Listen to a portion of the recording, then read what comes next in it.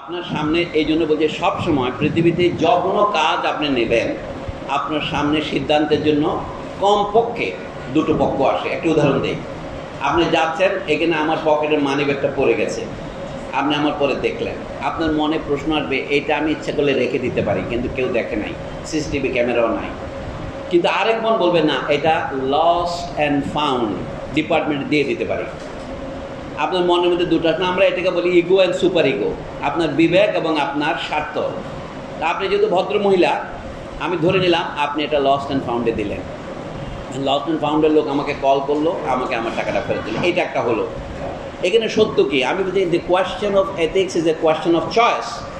আপনার সামনে যদি দুটো চয়েস না থাকে, তাহলে তো সিদ্ধান্তের প্রশ্ন আসে না, সেখানে সত্যের প্রশ্ন আসছে না।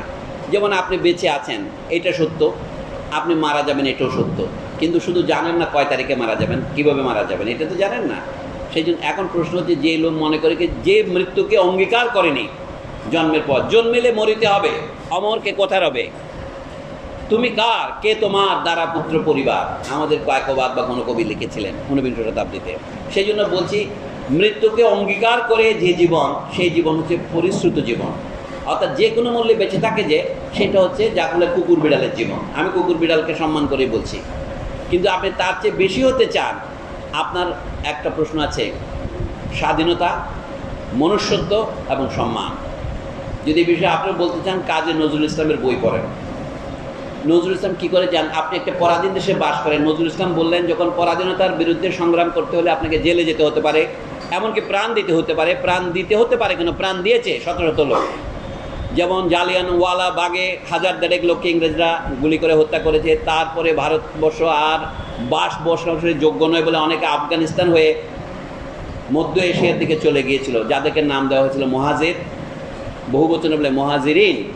তাদেরকে ইংরেজরা গুলি করে কুকুরের মতো হত্যা করেছে, তাদের লাশকে দাফন করতে দেয়নি। এইটা দেখে নজরুল ইসলাম, আমি আগেই বলেছি, সম্পাদকীয় নিবন্ধ লিখেছিলেন। তারপর তিনি আরেকটা প্রবন্ধ লিখেছিলেন, ডায়ারের স্মৃতিস্তম্ভ, যে গুলি করেছিল। উনি বললেন যে যারা শহীদ হয়েছে তাদের জন্য শহীদ মিনার নির্মাণ যেমন জরুরি, একটি ডায়ার মিনার তৈরি করাও জরুরি, যেন কারা মেরেছে এদের, তার স্মৃতিও জনগণের স্মৃতিতে জাগরুক থাকে। এখন আপনি বলেন যে সত্য কি, আমি পরাধীন না স্বাধীন? বহু লোক, উনি বলছেন, যাদেরকে জিজ্ঞাসা করি বন্ধুদের বলে আসো সংগ্রাম করতে, তারা বললে সংগ্রাম করলে খাবো কি করে। সত্য হচ্ছে দাসত্ব, স্বাধীনতা নয়। নজরুল 3টা শব্দ উচ্চারণ করেছেন, স্বাধীনতা, এটা ফরাসি বিপ্লবীরাও স্লোগান দিয়েছেন, কিন্তু 1971-এর বাংলাদেশের স্বাধীনতা সংগ্রামের ঘোষণা এটা ছিল না। বাংলাদেশে ছিল সাম্য। তারপর নজরুল বলেন মনুষ্যত্ব, এটাকে আমরা অনুবাদ করেছি মানবিক মর্যাদা। নজরুল আর বলে সম্মান। সম্মান মানে হচ্ছে সম্যক মান, সমান মান নয়। যেমন মান না হলে মানুষ মানুষ হয় না, মানুষ কুকুর থাকে, পশু থাকে। এইটার মাপকাঠি কি? যে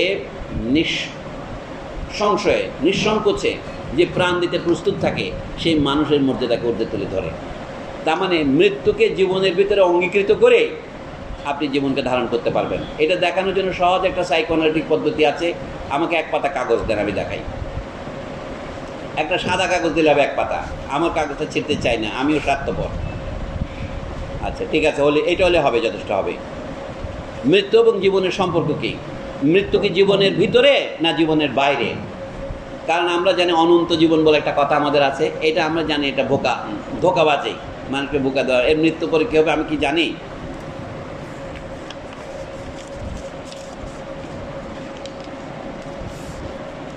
এটা একটা সিম্পল কাগজ, ধরেন একটা স্ট্রিপ বানালাম। এটা ম্যাথামেটিক্সের অতি প্রাথমিক একটা টপোলজির ডেমনস্ট্রেশন হচ্ছে এইটা একটা কাগজ, দেখেন তার 2টা পিঠ আছে এবং 2টা প্রান্ত আছে। আমি যে এটাকে একটার সাথে একটা বসাই, হ্যাঁ, এটা মোবিয়াস বলে। কেন বলে সেটা হচ্ছে আসল কথা। এই দেখেন, আপনাদের এখানে বক্তৃতা দেওয়ার, আমি নাচতে জানি না, তাই উঠান বাঁকা হয়েছে আর কি। আপনারা যে ওয়েল ইকুইপড ইউনিভার্সিটি 12 বছর 13 বছর বয়স হয়েছে, সেটা তার আমি জানতাম না। তো আপনাদের পাকিস্তান একটি শিশু রাষ্ট্র ছিল, সেটা কিশোর হওয়ার আগে মারা গেছে, এখন নতুন পাকিস্তান হয়েছে। আর একটা ফিল্ড মার্শাল পাচ্ছে পাকিস্তান এখন। দেখেন যুদ্ধে জয়ী হলে কত মজা। তো এই যে 2 দিকে আছে, দেখেন, আপনি যদি একটা পিঁপড়াকে এখানে ছেড়ে দেন, এদিক দিয়ে আসবে, চিরকাল সে চলতে থাকবে, কোনো সমস্যা হবে না, ওই পাটে যেতে পারবে না। আর ভিতরে একটা ছেড়ে দিলে সেও ঘুরতে থাকবে। কিন্তু আপনি এটাকে এইটা দুই তল যে বলছি এবং দুই প্রান্ত বলছি, সেটা একটা টুইস্ট দিলে এক তল হয়ে যায়। এই যে দক্ষিণকে উত্তর, উত্তরকে দক্ষিণ করে, এভাবে লাগালাম। এখন দেখেন, এটা বড় ছেলে সুন্দর করে দেখাতে পারতাম। এটাতে এই দিক থেকে গিয়ে যদি আপনি ভিতর দিয়ে যান, ঘুরে আসেন, দুইবার ঘুরে আসলে আপনি একই জায়গায় আসবেন। তাহলে এক তলকে যদি জীবন মনে করেন, আর এক তলকে যদি মৃত্যু মনে করেন, মৃত্যু এবং জীবনের মধ্যে এখানে সীমারেখা হচ্ছে একটা টুইস্ট। এবং আগে যে দুই প্রান্ত ছিল সেটা কিন্তু এক প্রান্তে পরিণত হলো। আপনি এখান থেকে শুরু করেন, এখান থেকে ঘুরে আসে, এখান থেকে আবার আসলে একই জায়গায় আসবেন। আপনাকে দুইবার ঘুরতে হবে। এখানে গুরুত্বপূর্ণ বিষয় হচ্ছে টুইস্টটা। এই টুইস্টটাই হচ্ছে এথিক্স। এইটাই হচ্ছে আনকনশাস। কনশাস আর আনকনশাস কিন্তু একই জিনিস, যাহা ভিতর তাহাই বাহির। Outside is inside, inside is outside. প্রথমে মনে হয় দুটো আলাদা, জল অচল কুটুরি, আসলে তা নয়। এখন মানুষ আর অমানুষের পার্থক্য হচ্ছে, পৃথিবীতে কিছু কিছু মানুষ আছে যার এইটাই হলো ফ্রয়েডের লেসন, যে ফান্ডামেন্টাল ড্রাইভ হচ্ছে দুটো। মানুষ বাঁচতে চায়, বিষয়ে সন্দেহ নাই, কিন্তু যে কোনো মূল্যে বাঁচতে চাওয়াটা মানুষ হওয়া নয়, এটা হচ্ছে প্রাণী হওয়া মাত্র। মানুষ হওয়া মানে আমরা একদিকে বলছি, তার একদিকে বহিঃপ্রকাশ হচ্ছে সে ভাষায় কথা বলে, যে ভাষা অর্থবহ এবং ভাষা তাকে দায়িত্ববহ করে তোলে। Language is ethics. এই দিক থেকে আপনি বলতে, মানুষ তো মিথ্যা কথা বলতে পারে। আল্লাহ মানুষকে যখন কথা বলার ক্ষমতা দিয়েছেন, তাকে মিথ্যা কথা বলার ক্ষমতাও দিয়েছেন। আর কি দিয়েছেন? মনের ভাব গোপন করার ক্ষমতাও দিয়েছেন।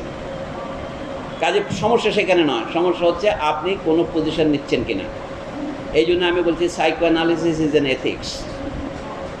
মানে আপনার সম্পর্ক কী হবে, অপর ছাড়া কোনো সমাজ হয় না। আমি এবং আমার অপর, এই মিলে সমাজ। কিন্তু আমার অপরটা কে? আমার প্রথম অপর শিশু হিসেবে হচ্ছে আমার মা। এই জন্য বলে আমি এবং তুমি। যে কোনো ভাষার ব্যাকরণ দেখেন, আমরা বলি তিন পুরুষ।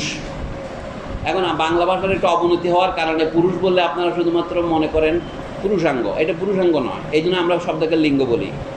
পুরুষ মানে হচ্ছে যেখানে পুরের উৎস হয়, জেনারেশন, ফাউন্ডেশন। আমরা বলি নাম পুরুষ, উত্তম পুরুষ, মধ্যম পুরুষ। নাম পুরুষ খুব সুন্দর, তৃতীয় পুরুষ না। এখন ইংরেজির থেকে আক্রান্ত হয়ে আমরা ওটাকে তৃতীয় পুরুষ বলা শুরু করেছি, থার্ড পারসন। সংস্কৃতে কিন্তু উল্টা, আগে নাম পুরুষ, তারপরে মধ্যম পুরুষ, তারপরে উত্তম পুরুষ হয়। আর ইংরেজি খুব বেয়াদবি ভাষা, প্রথমে ফার্স্ট পুরুষ, তারপরে সেকেন্ড পুরুষ, তারপরে থার্ড পুরুষ। আমি এখানে বলছি, শিশু যখন প্রথম জন্মায় তখন সে আমি বলে। আমি বলা মানে কি? আমি তুমি নই। মা এবং শিশুর মধ্যে প্রথম যে প্রভেদ বা ডিফারেন্সিয়েশন হয়, এটার ফিজিক্যাল কাউন্টার পার্ট কি? Cutting the umbilical cord. আমরা বলি নাভি কাটা দেশ বলি না আমরা, আপনার নাভি কেটে ফেলেছে। মায়ের বডি থেকে আপনি এখন আলাদা হলেন। আগে মা খেলে আপনি খেতেন, মা না খেলে আপনি খেতেন না। আপনি এখন মুখ দিয়ে খাওয়া হবে, একটু মধু খাওয়ানো হবে, একটু চিনি দেওয়া হবে মুখে। আমার মুখে মধু যথেষ্ট দেয় নাই বলে মুখের ভাষা খুব খারাপ, দেখতে পাচ্ছেন না? তারপরে কি করে? শিশু কথা বলা যখন শুরু করে 1 বছর 1.5 বছর বয়সে, তখন সে বুঝে আম্মা, আমি আর তুমি শব্দ তৈরি হয়। তার মানে দুইজন, একটা তো ইংরেজিতে বলে ডায়াড, দ্বিত্ব তৈরি হয়। কিন্তু শিশু তখনও পরিষ্কার জানে না মার কাছে সে ছাড়াও আরও গুরুত্বপূর্ণ কেউ আছে। এটা হতে পারে তার আগের জন্ম নেওয়া ভাই বোন, হতে পারে তার বাবা। আমি অঙ্ককে সোজা করার জন্য বাবার কথাই বলি। দেখি যে মা বোন, তার মাঝে আর একটা ফপর দালাল আছে, তার নাম আব্বা। আয়সা সে বলে তখন আব্বাকে তার শত্রু মনে হয়। এইটাকেই নাম দেওয়া হয়েছে ইডিপাস কমপ্লেক্স। প্রথম বয়সে 2 বছর 3 বছর শিশু বাবাকে প্রায় ঠেলে দিতে চায়, তুমি এখানে আসবে না আমার আর মায়ের মধ্যে। এখন অশ্লীল লোকেরা এটাকে অশ্লীল ব্যাখ্যা করছে, এই বাচ্চা মায়ের সাথে শুইতে চায় বলে। এই শুইতে চায় মানে মায়ের সাথে সঙ্গম করতে চায় মনে করে তারা। তা নয় ব্যাপারটা হচ্ছে সম্পর্ক এবং স্বীকৃতি। সে মায়ের কাছে এই স্বীকৃতি চায় যে আমার চেয়ে গুরুত্বপূর্ণ কেউ তোমার নাই। এটা থেকে জেলাসির উৎপত্তি।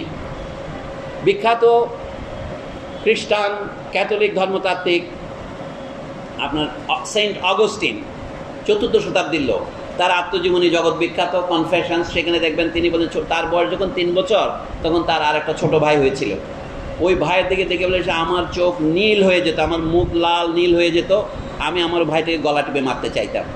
উনি খ্রিস্টান ধর্মযাজক হওয়ার পর স্বীকৃতি দিয়েছেন। I remember as a child 3 years old, I used to be so jealous of my younger brother that I wanted to kill him. জেলাসের উৎপত্তি কি করে হয়? যেমন প্রেম তো এত ভালো জিনিস, কিন্তু প্রেম তো জেলাসে নিয়ে আসে। আপনার প্রেমিকার সাথে গিয়ে কথা বললে আপনি গিয়ে তাকে শহীদ করে দেন। এমনকি প্রাইভেট ইউনিভার্সিটিতে এই ঘটনা ঘটে, আপনারা দেখছেন না? বিচার কান্তে হয়। তো সেই জন্য বলি, শিশু বাবাকেই প্রথমটা শত্রু মনে করে। কিন্তু 8-2 বছর যাওয়ার পর ফ্রয়েডের মতে বয়স যখন 4-5-এর মধ্যে পড়ে, শিশু টের পারে কত ধানে কত আব্বা। তখন বলে কি, আব্বা আমি হলাম তোমার একমাত্র ছেলে, আমার আম্মা একটা খবর দালাল। তো মায়ের সাথে সম্পর্কটা সে স্থাপন করে, মাকে ভালো সে বাসে, কিন্তু আব্বার বউ হিসাবে পরিবারে বাবা আসে, তখন সে তৈরি হয়। সে হচ্ছে অনুপস্থিত। বাংলা ভাষা এদিক থেকে একটু প্রগতিশীল, আমরা সে দিয়ে দুটোই চালাই, ইংরেজি সে দিয়ে চালায় না, সে হে বার চলেছে। ইংরেজরা খানিকটা নোয়াখাইলেও বটে, হে অ্যান্ড সে মানে হি অ্যান্ড সি করেছে। তো আমি চাটগাইয়া বাই দা ওয়ে, নোয়াখালীর অদম আমি নিচের দিকে, মানে ম্যাপের দিকে দেখে নিচে না, তো সেই জন্য বলছি শি অ্যান্ড হি ইংরেজিতে আছে, বাংলা কিন্তু একটাই সে। আরবিতে আছে হিয়া হুন্না আছে, হিয়া হুন এই সমস্ত আছে। আমি বলছি ভাষার মধ্যে এই লিঙ্গভেদ আছে, কিন্তু আমি শুধু আজকে পুরুষভেদ কথাটাই বলছি। 1, 2, 3 জন আছে পার্সন। এই জিনিসটা আমাদের গুরুত্বপূর্ণ জিনিস দেখার জন্য। শিশুর জন্মের পর শিশু আমি এবং তুমি বলে, তারপরে যখন আব্বা থাকে যিনি অনুপস্থিত, তিনি সে হয়ে ওঠেন। আর আব্বা শুধু আব্বা নন, জগতের যত অপর আছে সবাই সে। এটা আব্বাও হতে পারে। তখন এটাকে আবার আপনিতে তৈরিত করেছি আমরা। আপনি কথার উৎপত্তি খুব মজা। আমরা সকলে আপনি, আপনি মানে হচ্ছে সেলফ। নোয়াখালীতে দেখি আপনি বলতে পারে না লোকজন, দেখলাম আপনার আপনার করে। কালকে ওই আলোচনা সবাই দেখলাম একজন পড়তেছিল আপনার আপনার বলছে। আমি তো দোষ দিচ্ছি না, আমরা অনেকে এরকম আঞ্চলিক দোষ আছে। আপনি মানে হচ্ছে নিজে। মূলত শব্দ ছিল কি, আমি আপনি, তুমি আপনি, সে আপনি। কিন্তু আব্বাকে আর তুমি বলা যায় না, আব্বাকে শুধু আপনি বলা হয়। তখন হয় কি, আমি আপনি মানে আমি, আপনিটা বাদ দিলাম।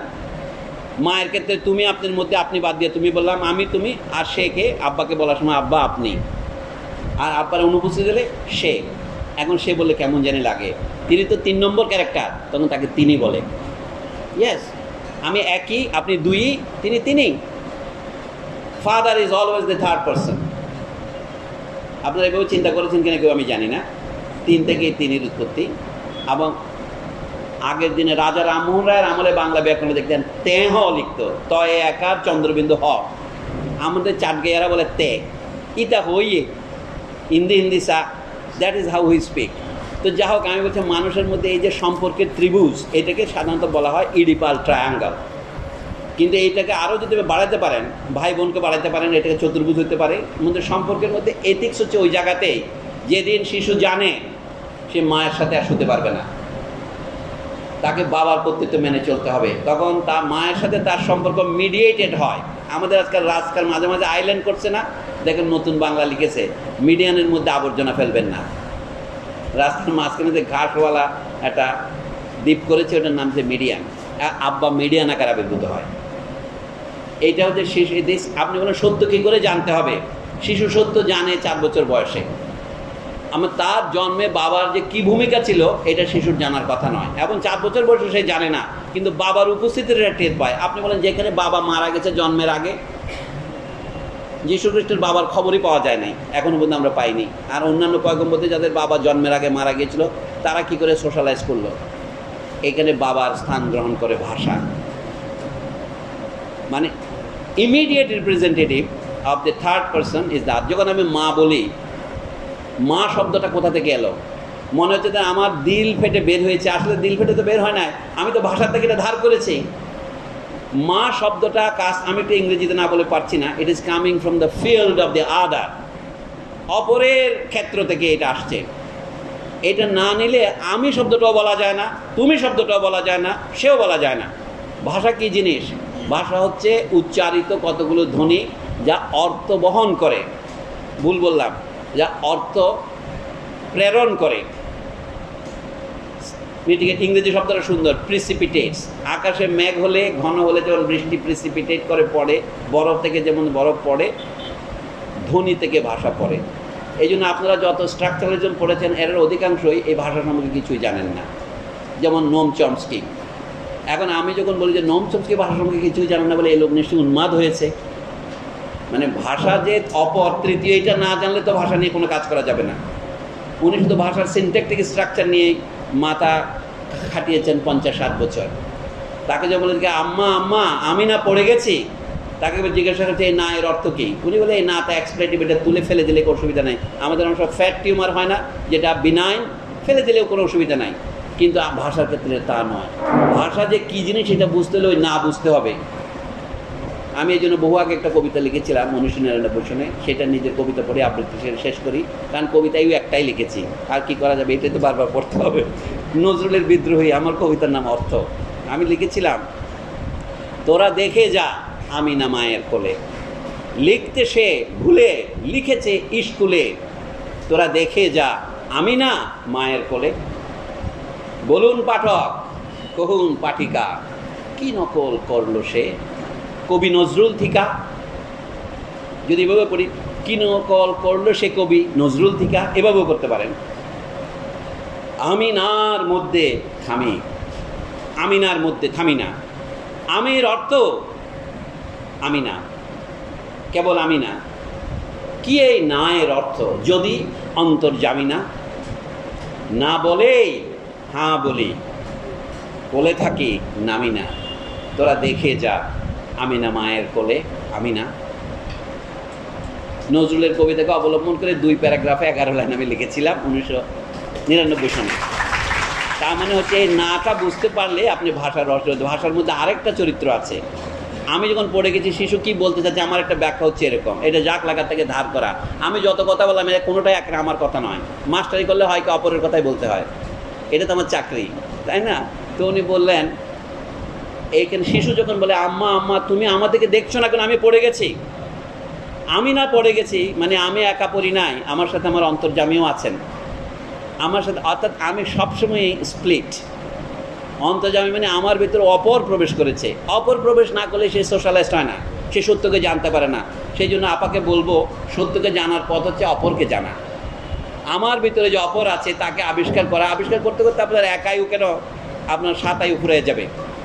এই আপনাকে জানা আমার ফুরাবে না, ফুরাবে না বলে গান গায় না, রবিবাবু তো গাইছেন। রবিবাবু অনেক ভালো কবি, এ বিষয়ে কোনো সন্দেহ নাই, কিন্তু চমস্কির মতো তারও একটা আলুর দোষ ছিল, ম্যাটাফোরটা বুঝতেন না। একটা শব্দ যে একাধিক অর্থ প্রকাশ করতে সক্ষম, যেমন অর্থ শব্দটি মানে টাকাও হয়, অর্থ শব্দ মানে আমার কবিতায় যে অর্থ লিখলাম কি এই নায়ের অর্থ, সেটাও হয়। কিন্তু রবিবাবুর মতো মহান কবি এটা বুঝতে যে অক্ষম, এটা থেকে আমি একটা সান্ত্বনা লাভ করি, মানুষ মাত্রই ভুল করতে পারে। এটা আমার জন্য একটা আত্মরক্ষার কবচ হিসেবে আবির্ভূত হয়। আমাকে আত্মহত্যা করতে হবে না, রবিবাবুকে করতে হবে না। এই যে উনি কয় দীর্ঘকে দিয়ে যে এত কী লেখানো শুরু করছে, বাচ্চাদের মাথা নষ্ট করতেছে, এটা হলো it's a result of a fundamental confusion. বাংলায় কি একটা শব্দ 100 রকমের অর্থ প্রকাশ করতে পারে। এর প্রমাণস্বরূপ আপনাদের আমি আর তাত্ত্বিক যুক্তি দেবো না, কারণ আমিও ক্লান্ত হয়েছি, আপনারাও বিভ্রান্ত হচ্ছেন। আর কত বিভ্রান্ত করব? আপনাদের বলি ঈশ্বরচন্দ্র বিদ্যাসাগর, মাইকেল মধুসূদন দত্ত, বঙ্কিমচন্দ্র চট্টোপাধ্যায় ক্রমে বাংলার যত লেখক রবীন্দ্রনাথের আগে ছিলেন তাদের লেখা পড়ে দেখেন, কোথাও আপনি ভুলেও একটা কয় দীর্ঘইকার আবিষ্কার করতে পারবেন না। অত কয় রস্যইকার, যেমন মধুসূদনের আপনাদেরকে শর্ট সিলেবাস দেই লাইব্রেরিতে বই থাকলে, বুড়ো শালিকের ঘাড়ে রোগ, একেই কি বলে সভ্যতা, শর্মিষ্ঠা, ব্রজাঙ্গনা, বীরাঙ্গনা, মেঘনাথ বধ, কাব্য যে তিলোত্তমা, সমস্ত জায়গায় দেখেন কোথাও আপনি একটা কয় দীর্ঘইকার পাবেন না, কিন্তু কয় রস্যইকার পাবেন হাজার হাজার। তোমার নাম কি, এখানে দীর্ঘইকার দেওয়ার কোনো প্রয়োজন নেই। তাই রবীন্দ্রনাথ এই ভুলটা করলেন কেন? একটা শব্দ যে একাধিক অর্থ প্রকাশ করতে সক্ষম, এটা রবীন্দ্রনাথ যেন মানতে পারেন নাই। একটা কবির পক্ষে এটা পরম, আমি মনে করি, দুঃখের বিষয়। আপনারা কি আমাকে যেতে দেবেন এখান থেকে? এই তো রবীন্দ্রনাথের ভিতরে গালি দিলাম, দয়া করে মায়েরা ফেলাইন না। এটার জন্য আমি একটু সক্রেটিসের রেফারেন্স দিই।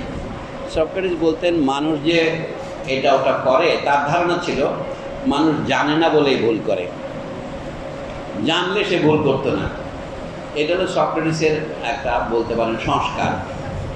সক্রেটিসের সমস্ত কথাকেই আমি সত্য বলে মনে করব না, যে অনেক মানুষ জেনে শুনেও করে, জেনে শুনে যে ভুল করে সে অনেক সময় নিজেকে নিজেই প্রতারিত করে, এটাও আছে। তো উদাহরণে আর যে সমস্ত জ্ঞানকে আমরা বলি নির্মোহ জ্ঞান, নির্মোহ জ্ঞান বলে কিছু নাই। আসমান থেকে নাজেল যারা বিশ্বাস করেন তারা করেন, কিন্তু এটা হলো এক জগতের কথা। আমি শুধু বিজ্ঞানের জগতের কথাই বলি। এখানে কিন্তু একটা প্রাচীন বিজ্ঞানের ভিত্তির উপর ভিত্তি করেই নতুন বিজ্ঞান গড়ে ওঠে। দুভাবে ভিত্তি করে, সেই বিজ্ঞানকে সম্প্রসারিত করে অথবা সেটাকে সম্পূর্ণ উৎখাত করে নতুন ধারণা করে। আমরা যেটা সকলেই জানি, এটা হচ্ছে সূর্য পৃথিবীর চারদিকে ঘোরে, এইটাই মানুষ খালি চোখে বহুদিন দেখেছে এবং বিশ্বাস করেছে। আমরা জানি সাক্ষ্যের মধ্যে সবচেয়ে ভালো সাক্ষী হচ্ছে খালি চোখে, এখান থেকে আমাদের সাক্ষী কথাটা তৈরি হয়েছে। তো এই জন্য আপনারা জানেন যে গ্যালিলিওর আগে কোপার্নিকাস এবং বহু বৈজ্ঞানিক সেটা প্রমাণ করার চেষ্টা করেছে আসলে পৃথিবী ঘুরছে, কিন্তু খালি চোখের যে আপনার বিভ্রম তাতে মনে হয় সূর্য ঘুরছে। এখন আপনি মনে করেন চোখের দেখাটাই সত্য, আপনি তো প্রতিদিন সূর্যকে দেখছেন ঘুরছে, আপনাকে তো একটু বুদ্ধি ব্যবহার করতে হয়। সেই বুদ্ধিটা ব্যবহার করতে মানব জাতির এত হাজার বছর লেগেছে কেন, এই প্রশ্নটা করেন। এখন আপনি মনে করেন যে না, হঠাৎ করে কোপার্নিকাস বলে একটা লোকের উদ্ভব হলো পোল্যান্ডে 16 শতাব্দীতে, 1543 সালে তিনি মারা গেলেন। ওই বছর তার বই বেরোলো, তিনি বলেন যে আমার মনে হচ্ছে বোধহয় না আমাদের পৃথিবী ঘুরতেছে, যেহেতু আমি পৃথিবীতে আছি আমি পৃথিবীর ঘোরাটা বুঝতে পারছি না। তারপরেও 100 বছরের কাছাকাছি গেল, গ্যালিলিও সাহেব এটা ডেফিনেটলি প্রমাণ করলেন। হাতে একটা দূরবীন নিয়ে চাঁদ দেখেছেন বলে নয়, তিনি কিন্তু প্ল্যাটোর ধারণা অনুসারে গণিত চর্চা করে এটা বলেছেন যে একটা জিনিস মনে হয় তার উল্টো মনে হতে পারে, জ্যামিতির চর্চা করলে বোঝা যায় টেলিস্কোপের এইভাবে গেলে ওই জিনিসটা ছোট লাগে, এটা বড় লাগে। তার থেকে যদি আপনি আরো যুক্তি সম্প্রসারিত করেন, শুধু বড় ছোট নয়, সেটা উল্টোও লাগতে পারে। কাজে আমি কোন জায়গাতে আছি নিজেকে যদি হিসাবের মধ্যে নেই, এটা হলে সাবজেক্টকে অবজেক্টের সাথে যুক্ত করা। আমি সূর্যের দিকে তাকিয়েছি, সূর্য আমার অবজেক্ট, আমি পৃথিবীর দিকে তাকাচ্ছি না, আমি পৃথিবীরই একজন অধিবাসী, আমি হলাম সাবজেক্ট। কিন্তু আমি যদি নিজেকেই এর মধ্যে অন্তর্ভুক্ত করে ভেবি, আমি যদি সূর্য থেকে দাঁড়িয়ে পৃথিবীর দিকে তাকতাম তাহলে কেমন দেখাতো। এইভাবে আস্তে আস্তে পৃথিবী যে গোল, পৃথিবী যে সূর্যের চারদিকে ঘুরছে, তারপরে আরো জ্ঞান হচ্ছে সূর্যও ঘুরছে অন্য কোনো গ্রহের চারদিকে, জগতের সবকিছু ঘূর্ণায়মান। এই জিনিসটা আবিষ্কার করতে মানুষের কয়েক হাজার বছর লেগে গেছে, ভাষা আবিষ্কারের পরেও। এবং এই জ্ঞানটা অন্যের কাছে সম্প্রসারিত করার জন্য মানুষ আবারও ভাষার আশ্রয় নিয়েছে। মানে ভাষা ধ্রুব, ভাষা ব্যবহার না করে উপায় নাই, কিন্তু ভাষা ক্রমশ তার অর্থকে সম্প্রসারিত করে, তার যোগ্যতাকে সম্প্রসারিত করে। এটা কেন আবিষ্কার হলো আমি এই কথাটাই বলছি। 16 এবং 17 শতাব্দীতে ইউরোপে যেটাকে আমরা এখন নাম দিয়েছি, এই 1930-এর দশকে নাম দেওয়া হয়েছে এটা সায়েন্টিফিক রেভলিউশন। ফ্রান্সে এক বিখ্যাত অধ্যাপক আলেকজান্দ্র কোয়ারে 1930-এর দশকে তিনি ফ্রান্সে পড়াতেন, জন্ম তার রাশিয়া, এটা কোজেব নয়, কোয়ারে বলে একজন আছে। তিনি গ্যালিলিও স্টাডিজ, নিউটন স্টাডিজ এসব বই লিখেছেন ফ্রেঞ্চ ভাষায়। সেই সব বইতে উনি দেখিয়েছেন যে আসলে 17 শতাব্দীতে বিজ্ঞানের জগতে একটা বিপ্লব ঘটে গেছে, যার একটা প্রধান হচ্ছে এই জিওসেন্ট্রিজম থেকে হেলিওসেন্ট্রিজমে চলে যাওয়া, পৃথিবী কেন্দ্রিকতা থেকে সৌর কেন্দ্রিকতায় চলে যাওয়া। পরে তার ছাত্র টমাস কুন 1962 সনে একটা বই লিখেছেন দি স্ট্রাকচার অফ সায়েন্টিফিক রেভলিউশনস। এই তো সায়েন্টিফিক রেভলিউশন, এমন রেভলিউশন আর কখনো দেখি নাই। ফেনীর ইউনিভার্সিটিতে এসে যা দেখলাম, আল্লাহ আপনাদেরকে ব্যস্ত নসিব করুন। তো যা হোক, আমি দুটো ব্যবহার করে বলার চেষ্টা করি। এইটা হচ্ছে তাহলে কোন কারণে এটা হলো, ইউরোপে যে ধনতন্ত্রের উদ্ভব তার থেকে 400 বছর আগেই শুরু হয়েছে, ওইটা হিসাবে নেই না বলে আমাদের কাছে এটাকে বিস্ময়কর মনে হয়। ধনতন্ত্র মানে কি, তাকে পৃথিবী অতিক্রম করতে হবে এবং সে ভারতবর্ষে আসতে হবে সমুদ্রের পথ দিয়ে। আসতে গিয়ে সে মনে করলো আটলান্টিকের ভিতর দিয়ে পাড়ি দিল, সে ভারতে এসেছে মনে করে আমেরিকায় গিয়ে পৌঁছলো। এই কাহিনীগুলো আপনারা জানেন। এই নেতৃত্ব দিয়েছিল কি, ইটালির যে ক্ষুদ্র ক্ষুদ্র নগর রাষ্ট্রগুলো, জেনোয়া, ভেনিস, ফ্লোরেন্স ইত্যাদি, সেখানেরই একজন লোককে ভাড়া করে একটু বড় সাম্রাজ্যের অধিপতি স্পেন নিয়ে গেল কলম্বাস সাহেবকে। আসলে তিনি ভাড়াটিয়া নাবিক ছিলেন। এইভাবে তিনি আবিষ্কার করলেন। আপনি এর আগের অন্তত 400 বছরের সমুদ্র সংক্রান্ত লোকের জ্ঞান দেখেন। আকাশে যখন সমুদ্রে চলতে আপনার কোনো দিক নির্দেশনা থাকে না, আপনার থাকে শুধু আকাশের তারাগুলো। এবং আমরা এর আগের ইসলামী যে অবদান আছে জ্ঞানের ক্ষেত্রে, সেটাকে সম্পূর্ণ অস্বীকার করি বলে জিনিসটা বুঝতে পারি না। আরব দেশে কিন্তু এই খগোল শাস্ত্র, আকাশ বিজ্ঞান, জ্যোতির্বিজ্ঞান বহুদূর বিকশিত হয়েছে। এই যে ইংরেজিতে এখন আমরা শব্দগুলো ব্যবহার করি, জিনাত, নেদের, এগুলি সব আরবি শব্দ। সর্বোচ্চ বিন্দু জিনাত, সবচেয়ে নিচু নেদির, এগুলি সব আরবির থেকে আসছে। আরবরা যে শাস্ত্র তৈরি করেছে, এটা বাদ দিয়ে ইউরোপের শিল্প বিপ্লব বোঝা যাবে না এবং তার বৈজ্ঞানিক বিপ্লব বোঝা যাবে না। এখন এটা বললে মনে হবে আপনার টেনে টুনে সব আগে নিয়ে যাবেন, আদমের কাছে নিয়ে গেলে তো হয়, তা নয়। আমি বলছি ইউরোপে বৈজ্ঞানিক বিপ্লবের পিছনে শিল্প বিপ্লব আছে। এখন আপনার শিল্প বিপ্লব কার স্বার্থ? প্রথমে ব্যবসা বিপ্লব ছিল, সেটা শিল্প বিপ্লবে রূপান্তরিত হয়েছে অষ্টাদশ শতাব্দী থেকে। এই জিনিসটা যদি অনুধাবন করে দেখা যাবে কি, নিজের স্বার্থ ছাড়া কোনো কাজ হয় না। নিজের স্বার্থ বলতে শুধু নিজের ব্যক্তি স্বার্থ বোঝায় না, বোঝায় নিজের সমাজের স্বার্থ। এবং আমরা সমাজে কোনো কোনো ব্যক্তি যেমন নেতৃত্ব দিতে দেখেছি, পৃথিবীতেও কোনো কোনো গোষ্ঠী অন্য গোষ্ঠীর উপর নেতৃত্ব দেয়। এই হিসেবে মানুষের অগ্রগতি হয়েছে। এখন আমরা যে সমস্ত প্রশ্ন আলোচনা করতে চাই সবগুলো আলোচনার তো সময় নাই, আমি এইটাই শুধু আলোচনা করলাম। আর ভদ্রলোক জেনে পরে আলোচনা করলেন ফিলোসফিক্যাল প্রশ্ন নয়, এটা একটু আমাদের ইন্টারিম গভর্নমেন্ট সম্পর্কে। সেটা হচ্ছে ইতিহাস যারা লেখেন বিজয়ীরাই লেখেন, আমরা জানি। তো এখন যেহেতু ইন্টারিম গভর্নমেন্ট ক্ষমতায় আছে তার দৃষ্টিতে লিখবে, কিন্তু 1 বছরও যায় নাই ইন্টারিম গভর্নমেন্ট নির্বাচন দিয়ে ক্ষমতায় আসে না। পৃথিবীতে ক্ষমতায় আসে লোকে বিপ্লবের মাধ্যমেও আসে, নির্বাচনের মাধ্যমেও আসে। রুশ বিপ্লবে যখন লেনিনরা ক্ষমতায় এসেছিল, আসার পরপরই ওনারা নির্বাচন দিয়ে দিয়েছিলেন, কিন্তু সেই নির্বাচন দেওয়া তথাকথিত এই আমাদের নির্বাচনের মতো নির্বাচন নয়। তিনি নির্বাচিত হয়েছিলেন ওয়ার্কার্স অ্যান্ড সোলজার্স কনফারেন্স থেকে, যেটার নাম ছিল workers and soldiers Soviet. Russian ভাষা সোভিয়েত মানে কাউন্সিল, কাউন্সিল থেকে তিনি নির্বাচিত হয়ে এসেছিলেন। সম্মেলন তাকে বলেছিল আজ রাতে ক্ষমতা দখল করতে হবে। লেনিন বললেন যে আজ রাতে যদি আমরা ক্ষমতা দখল না করি, তৎকালীন নিয়মে ছিল 25শে অক্টোবর 1917 রাশিয়ান ক্যালেন্ডার অনুসারে, আর আমাদের দেশের ক্যালেন্ডারে ছিল 7ই নভেম্বর, কারণ 2 ক্যালেন্ডারের মধ্যে 12 দিন ব্যবধান ছিল। তো লেনিন বলে আজ রাতে যদি ক্ষমতা দখল না করা যায় তাহলে আমরা ক্ষমতা দখল করতে পারবো না। লেনিনের পার্টির অন্যান্য সদস্যরা মেজরিটি তাকে বলেছিল, সেন্ট্রাল কমিটি, আমরা তো এটা বেআইনি হয়ে যাবে, আগামীকাল কনফারেন্সে প্রস্তাব পাশ করে ক্ষমতা দখল করে। লেনিন বলে ক্ষমতা কোনোদিন দর করতে পারবেন না। শেখ হাসিনার শাসনের অবসান কবে হবে সেটা কেউ জানতো না, কিন্তু বেশিরভাগ লোক মনে করছিল এই শাসনের অবসান হওয়া দরকার। কিন্তু এই শাসনের অবসান করতে হলে প্রাণ দিতে হবে। যখন লোক প্রাণ দিয়েছে, যে ছাত্ররা, তাদের কোনো কর্মসূচি নাই এই দেশকে তারা কী করে পুনর্গঠন করবে, তখন যেহেতু তাদের কেউ নাই, তাদেরকে কলম্বাস ধার করে নিয়ে আসতে হলো। জেনোয়া থেকে নয়, প্যারিস থেকে। ঘটনাচক্রে আয়াতুল্লাহ খোমেনি যেমন প্যারিস থেকে তেহরানে এসেছিলেন, অনুরূপে আমাদের ডক্টর মোহাম্মদ ইউনূস প্যারিস থেকে ঘটনাচক্রে অলিম্পিক মেলা উদ্বোধন করতে গিয়েছিলেন, সেখান থেকে এলেন। তারপরে সরকার তো চলছে 9 মাস কাছাকাছি হলো। আপনারা দেখতে থাকেন এই সরকারকে ভবিষ্যৎ কী মূল্যায়ন করবে সে কথা বলা তো সম্ভব নয়, বরঞ্চ এখন একটা পরিস্থিতি চলছে, এটাকে অর্ধেক শাসন অর্ধেক নৈরাজ্য বলা যায়। আমাদের দেশে এখন পুরোপুরি রাজ্য তৈরি হয় নাই। যেমন আজ গতকালকেও জুলাই ঐক্য নামে একটি সংগঠন যা প্রচার করেছে সেটা মারাত্মক। বলছে এখন সরকারের সচিবালয়ে 42 জন সচিবের নাম প্রকাশ করেছে যারা গত সরকারের প্রত্যক্ষ সহযোগী ছিলেন, হত্যাকাণ্ডে মদত দিয়েছিলেন। এটা যদি সত্য হয় তাহলে বুঝছেন সরকারের নিম্ন অঙ্গে আর কী কী আছে। আমরা তো সবাই উচ্চাঙ্গ সঙ্গীত বলি, কেউ কি নিম্নাঙ্গ সঙ্গীত বলেন? আমরা তো এখন নিম্নাঙ্গ সঙ্গীত শুনি না, এটা উচ্চাঙ্গ সঙ্গীত শুনতেছি। আমাদের এই বিপ্লব ফরাসি বিপ্লবের মতো গ্রামে ছড়ায় পড়ছে না কেন? এটা তো নগর কেন্দ্রিক রয়েছে। অনেকগুলো প্রশ্ন আছে, সেগুলো আজ করতে দেওয়া যাবে না। বলে ইন পোয়েট্রি, কবিতা হয়, কবিতা উত্তম মানের হবে, কবিতার হয় নিম্ন, কবিতার মধ্যে মধ্যম কিছু নাই। এটা ফরাসি দেশের একটি প্রবাদ, এটা আমার রচনা নয়, জাক লাকার রচনাও নয়। জাক লাকার একটা বিখ্যাত ইন্টারভিউ আছে, ইন্টারনেটে যেহেতু পাওয়া যায় আপনারা নামাইতে পারেন, নাম হচ্ছে television, challenge to the psycho analytic institution establishment.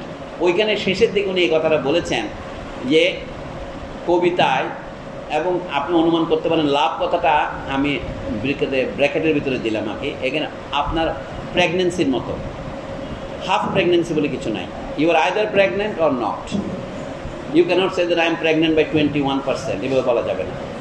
আপনি বলতে পারেন না আমি 21 দিনের প্রেগনেন্ট, সেটা বলতে পারবেন, কিন্তু ওটা বলতে পারবেন না। আমি এই জন্য বলেছিলাম কি, এই যে মিডিয়াম অফ ইনস্ট্রাকশন সম্পর্কে আমি বলেছি, এই যে আমরা ইংলিশ মিডিয়াম অফ ইনস্ট্রাকশন করছি, আপনারাও করছেন, আমিও করছি, এই নাটক অভিনয় আমিও করছি, কিন্তু এইটার ফলে লেখাপড়ার মানটা আপনি চান বা না চান, মিডিয়াম শব্দটা আরেকটা অর্থ আছে ইংরেজিতে, অর্থাৎ শিক্ষক এবং ছাত্রের মধ্যে যে বইটা যাবে, যে বক্তৃতাটা যাবে, সেটা হচ্ছে মিডিয়াম, এটা প্লুরাল হচ্ছে মিডিয়া।